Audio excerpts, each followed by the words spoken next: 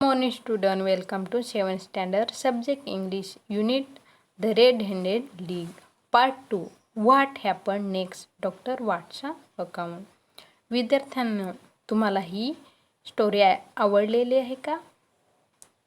Okay, so student, today we are going to learn about The Red-Handed League.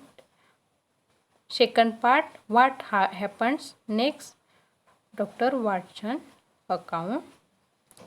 विद्यार्थ्यांनो, मागच्या पाठात आपण त्यांचे सर्व रस्ते अडवलेले आहेत. आता आपण शांत राहू आणि त्यांची वाट बघू इथपर्यंत शिकलो. आता आपण पॅराग्राफ रीड करूया. Okay. We waited silently for more than an hour. It was pitch dark in the cellar. Then suddenly a point of the bright light appeared in the floor of the cellar.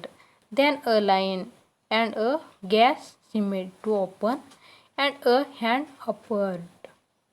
A broad stone turned over upon its side and left a square hole. A boy's face emerged. The man looked about and came out of the hole. He had a companion with him, a man with very red hair. The pair was none other than Spaulding, the assistant, alias the criminal Clay, and the red-handed Mr. Duncan Ross.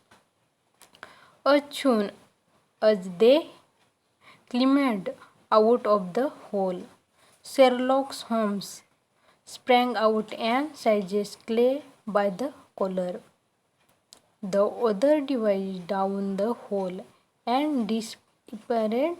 Clay took out a revolver, but Holmes hit him on his wrist, and the revolver fell on the floor. Next paragraph.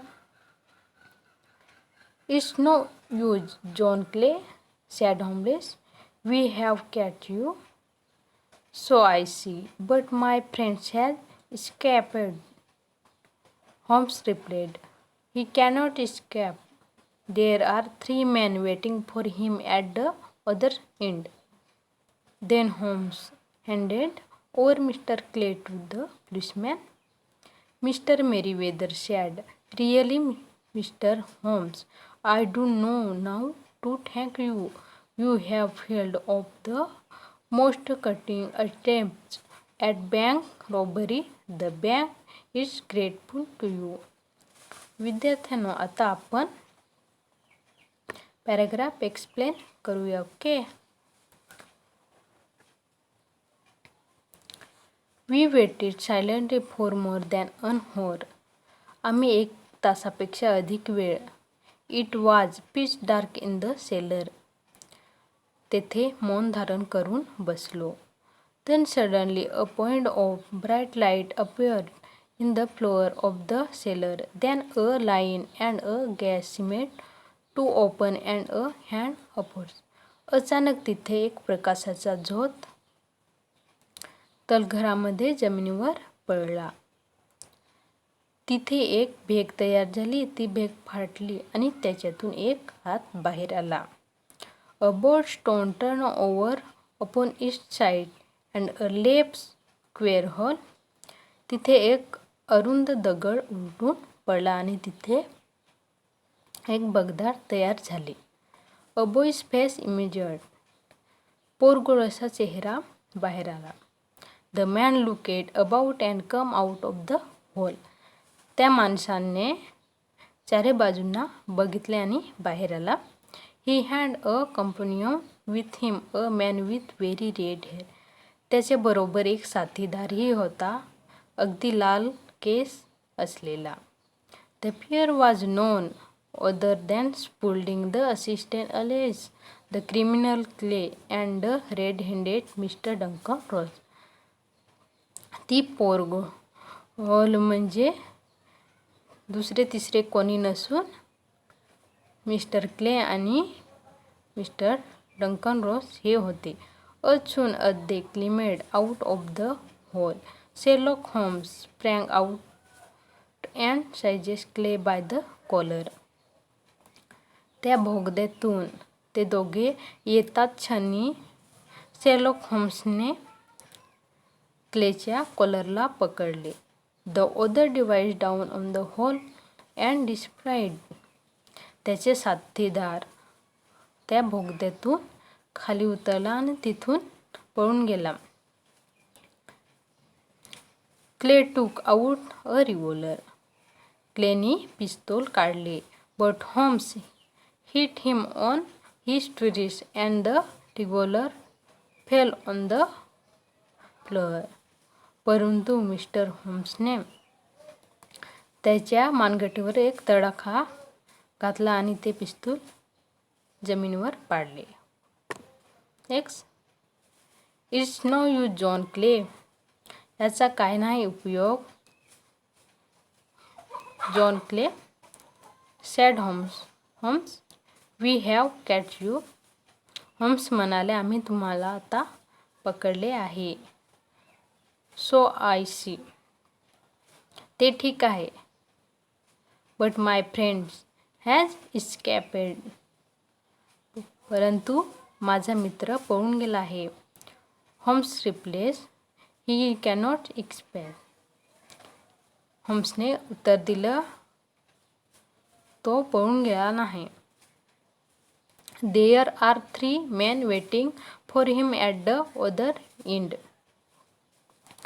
रस्त्याच्या कडेला 3 माणसं त्याची वाट बघत आहेत. Then Holmes handed over Mr. Clay to the policeman. Mister होम्सने mister क्लेला पोलिसांच्या ताब्यात दिले. Mister Merryweather said, really mister Holmes, I do not know how to thank you.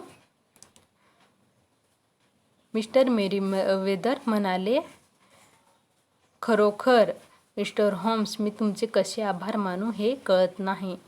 You have failed one of the most cunning attempts at bank robbery. तुम्ही bank दरोड्याचा एक सर्वात धूर्त असा डाव उधळून लावला आहे. The bank is grateful to you. Bank तुमची ऋणी आहे.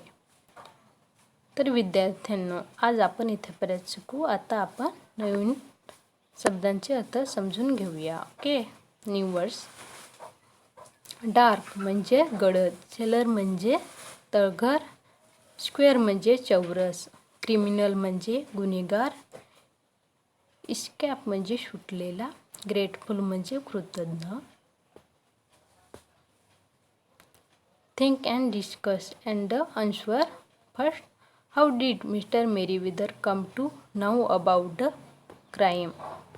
Second, why did Mr. Holmes think the criminals would act that night? Answers. First answers.